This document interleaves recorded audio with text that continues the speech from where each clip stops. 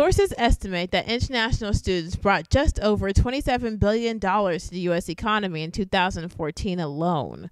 So it comes as no surprise that institutions around the world are actively trying to attract students from abroad. This week, the Australian International Education Conference is tackling this very question.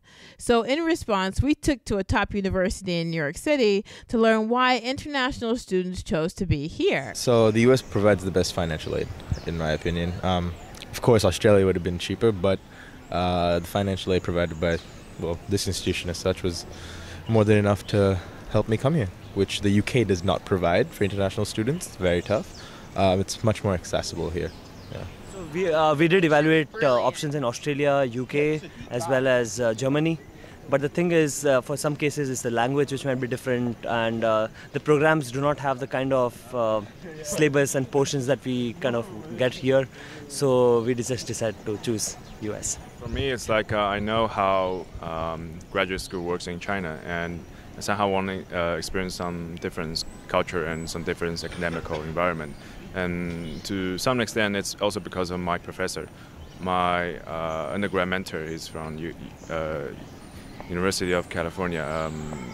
I think it's San Diego though, so he's really recommending me to experience it outside, so that's why I'm here. Because, you know, in the UK and all the stuff, like, we have a lot of African people there, and we have family and stuff, so it's easier to go there. Oh, and there's also Canada, like, that's been really trending these past few years. But, you know, like, people think of the US as, like, the highest level of, like, you know, among the countries where you can go when you go study abroad. According to UNESCO, the bulk of international students come from China and sub-Saharan Africa. Though leading Western universities in places like the US and the UK are still drawing the most students, regional universities are starting to gain popularity. Dubai now attracts more Arab students than the UK, and South Africa drew 22% of mobile students to its region.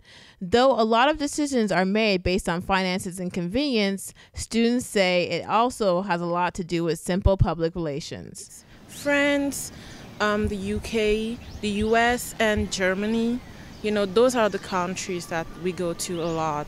So people don't really hear about, we don't really hear about Australia, like, at all. We don't hear about it at all. That US is like really well known for its like technical research and research and development work, and we are in the fields, we both are in the same fields of circuit design, analog circuit design. So US is one of the best in the world, so we just decided to come here.